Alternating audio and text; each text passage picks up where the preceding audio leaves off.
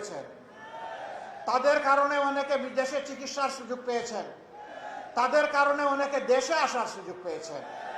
আজকে সেই উপকারীকে আপনি উপহাস করেন, এটা তাদের জন্য বুমেরাং হবে ইনশাআল্লাহ। আমরা এই মৃতদেরকে কথা দিচ্ছি, ইনশাআল্লাহ 13 তারিখ থেকে নতুন একটি বাংলাদেশ জনগণ পাবে। সেদিন আমাদের মায়েদেরকে আমাদের মাথার উপরে তুলে মর্যাদা দেব ইনশাআল্লাহ। তাদেরকে ঘরে চলাচলে, কর্মস্থলে, সব জায়গায় তাদের পূর্ণ নিরাপত্তা নিশ্চিত করা হবে। শিক্ষায় আমরা বলেছি মাস্টার্স পর্যন্ত তাদের সমস্ত শিক্ষা খরচ বহন করবে সরকার। বলবেন মায়েদেরকে করলেন, এটা বৈষম্য না? তারা তো স্লোগান দিয়েছে বৈষম্যের বিরুদ্ধে, আমাদের কিছু বললেন না। না, বললাম না এই কারণে এটা বৈষম্য নয়, এটা তাদের পাওনা, এটা তাদেরকে দিতে হবে। বুঝলাম না কিভাবে পাওনা হয়। আচ্ছা, এই যে এত বড় সমাবেশ, এখানে লাখো পুরুষ এসেছেন, আপনার জীবনে কাউকে, কোনো পুরুষকে তার পেটে বাচ্চা ধারণ করতে দেখেছেন? আপনারা কেউ নিয়েছেন? বুকের দুধ দিতে পারবে? পারবেন না।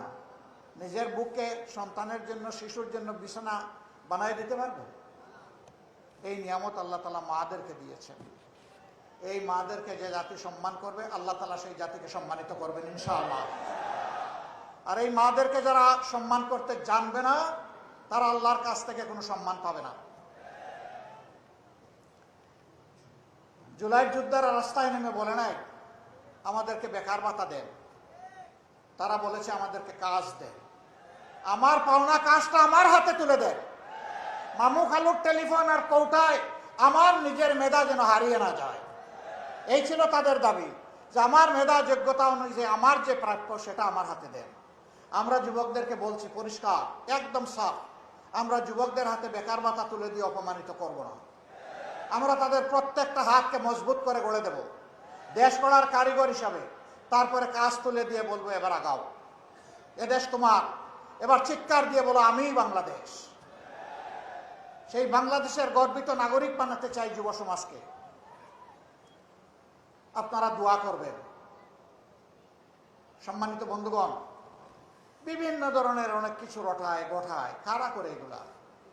যখন দেখে চতুর্দিকে অন্ধকার, তখন দিনকেও রাত মনে করে, দিশাহারা হয়ে যায়, কি করবে কি বলবে হিসাব খুঁজে পায় না।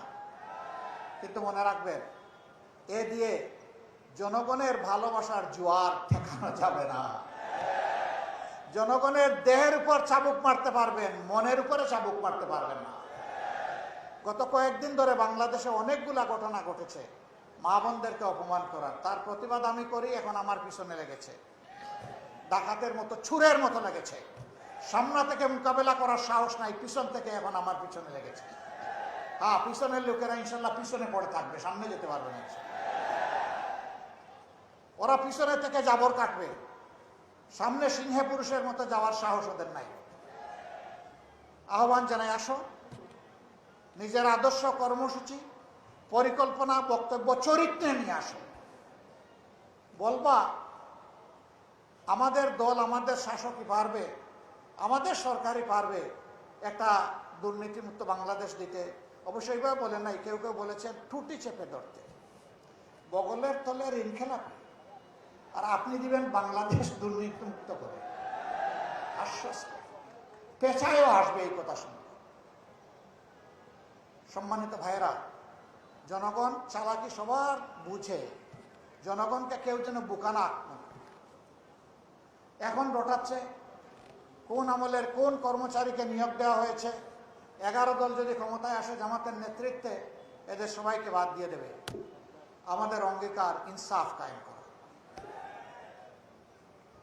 যেদিন থেকে নতুন বাংলাদেশের জন্ম হবে, সেদিন থেকে বাংলাদেশকে নতুনভাবে ঢেলে সাজানো হবে ইনশাআল্লাহ। এই Bangladesh will not go back, rather it will go forward ইনশাআল্লাহ। আমরা পিছনের দিকে তাকাবো না, আমরা সামনের দিকে এগিয়ে যাব। সেই দিন থেকে আমরা সবার কাছে সততা আশা করব, স্বচ্ছতা আশা করব, দায়িত্বশীলতা আশা করব। আমরা চাই না সরকারের কোনো অফিস কোনো দলের ঠিকানা হোক, এটা আমরা চাই না। সরকারের অথবা প্রজাতন্ত্রের যারা কর্মকর্তা কর্মচারী হবেন তারা হবেন জনগণের, তারা কোনো দলের হবেন না, সেটাই আমরা চাইব। তারা থাকবেন সৎ, তারা দক্ষতার সাথে এই দেশকে তারা সেবা দিয়ে যাবেন। তখন যদি কেউ ব্যর্থ হয় অবশ্যই তার বিরুদ্ধে পদক্ষেপ নেওয়া হবে। আমরা সুযোগ দেব। সবাইকে শাস্তি দিলে লুম বাঁচতে কম্বল শেষ। অতীতের অনেক কিছু নিয়ে আমরা পারবো না, কিন্তু কিছু বিষয় আমরা ছাড়তে পারবো না।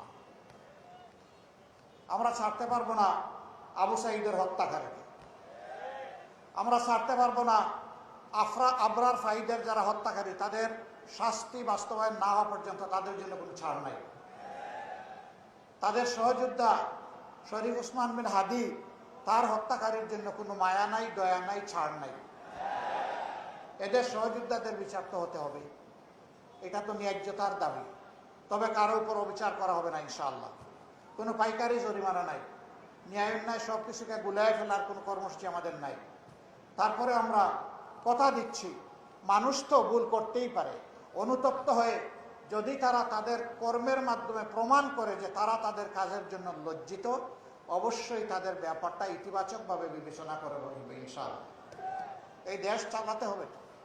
এই মানুষগুলো এই দেশেরই মানুষ। কোথায় ফেলবো? সাগরে? এদেরকে সাগরে ফেলতে পারবো না। আর এত মানুষকে জায়গা দেওয়ার মতো জেল বাংলাদেশে নাই। সবার লাগবে না, লেজ ধরে পা ধরে টানাটানি না করে কান ধরে টান দিলেই হয়ে যাবে ইনশাআল্লাহ। আমরা লেজ আর পা ধরবো না, আমরা মাথার ওই যে ডানার বায়ে কান আছে ওইটা ধরে টান দিব যার দরকার, যাতে একজনের শাস্তি দেখে 1000 জন শুদ্ধ হয়ে যায়, পরিশুদ্ধ হয়ে যায়। এই কক্সবাজার এটা এখন পর্যন্ত কেন হংকং হতে পারলো না? কেন এটা সাংহাই হতে পারলো না? কেন এটা সিঙ্গাপুর হতে পারলো না? পারলো না অসৎ দুর্নীতিবাজ লুটেরা ব্যাংক ডাকাতদের কারণে। ওরা জনগণ নিয়ে চিন্তা করে না। দারুণ দরদ ওদের, নিজেই পড়ে আছে বাংলাদেশে, আর সব 14 গোষ্ঠী পাঠায় দিচ্ছে বিদেশে। এরাই আমাদের দেশকে লুটে পুটে শেষ করে দিয়েছে। আমরা কথা দিচ্ছি, দেশ থেকে যে 28 লক্ষ কোটি টাকা বিদেশে পাচার করা হয়েছে, ওদের পেটের ভিতরে হাত ঢুকে বের করে আনবো ইনশাআল্লাহ। এবং সেই টাকা রাষ্ট্রীয় কোষাগারে জমা হবে, জনগণের উন্নয়নে ইনসাফ ভিত্তিক সেটা ব্যয় করা হবে। কোনো মামা খালু, কোনো প্রেসিডেন্ট প্রধানমন্ত্রী মন্ত্রীর মুখ দেখা হবে না। যার যেটা পাওনা তার কাছে সেটা পৌঁছে দেওয়া হবে ইনশাআল্লাহ।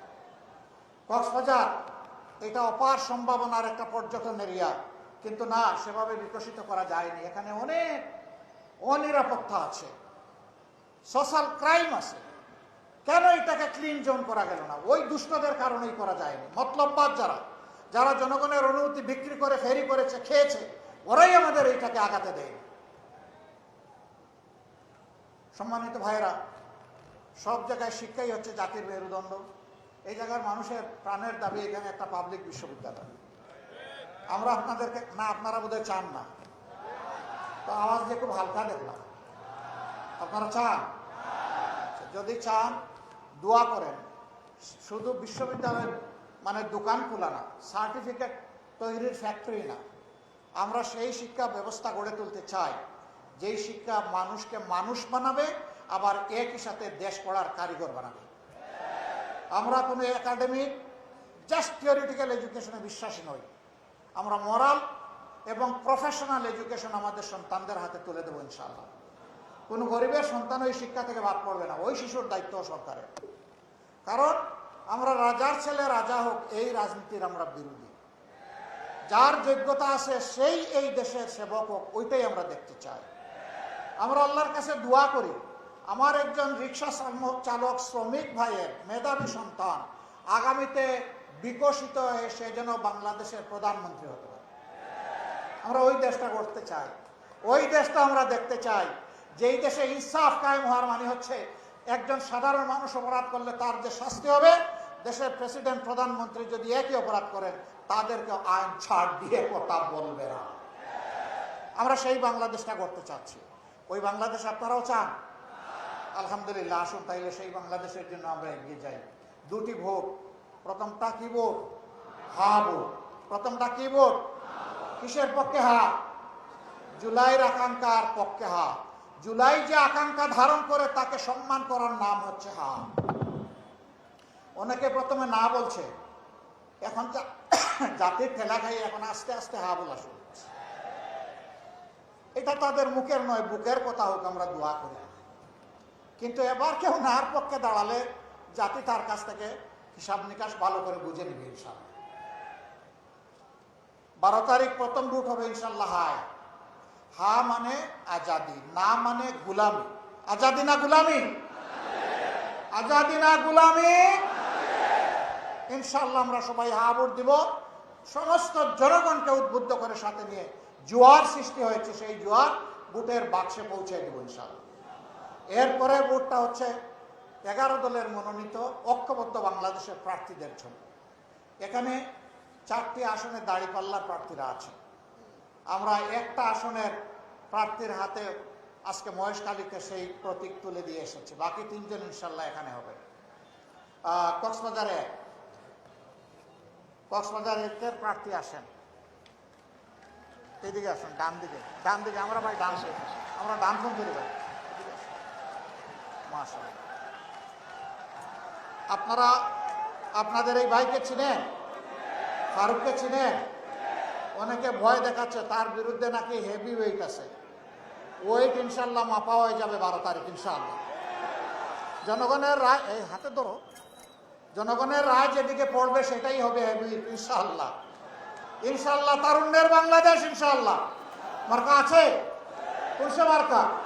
জুড়ে সুরে 12 তারিখ সারাদিন সকাল সন্ধ্যা ইনশাল্লাহ বিজয় হবে দাঁড়িপাল্লা। মাশাআল্লাহ। এবার কক্সবাজার 2 নাকি 3? ও 2 ওখানে দিয়ে আসছে। আচ্ছা, আলহামদুলিল্লাহ। আপনাদের ভাই শহীদুল আলম বাদল ধরেন, শক্ত করে ধরেন। এই মিনু ধরলে হবে না, জাতির ভার 18 কোটি মানুষ, এইভাবে ধরলে হবে না। একেবারে শক্ত করে উঁচু করে কোন সে প্রতীক ইনশাআল্লাহ। মাশাআল্লাহ, কক্সবাজারে সারা দেশে 12 তারিখ সকাল সন্ধ্যা সারাদিন বিজয়মালা ইনশাআল্লাহ। মাশাআল্লাহ, যান এবার ধরা ঠিক আছে, যান।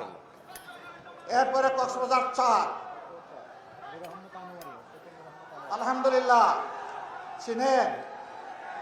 জনগণ যার পিঠ ছাড়ে না, যারে জাপটাইয়া ধরে রাখে, দফায় দফায় নির্বাচিত জনপ্রতিনিধি, আজন্ম একজন জনসেবা করা মানুষ, তার রক্তের সাথে মিশে আসছে মানুষের কল্যাণ করা।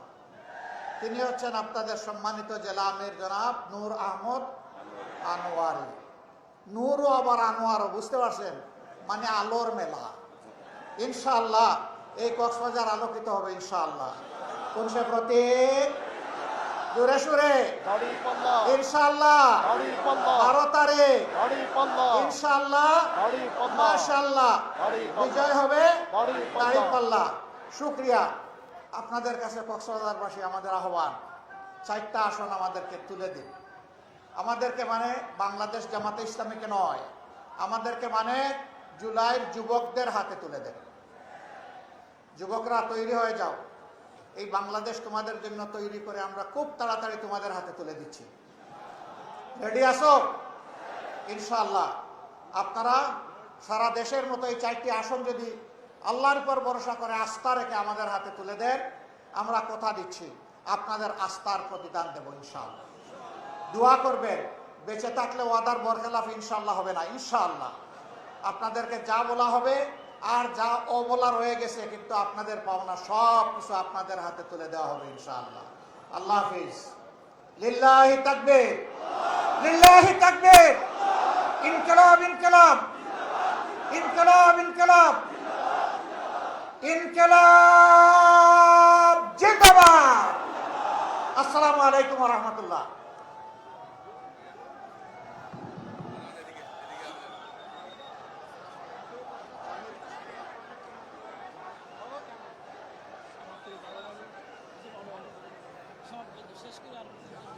সংগ্রামী জন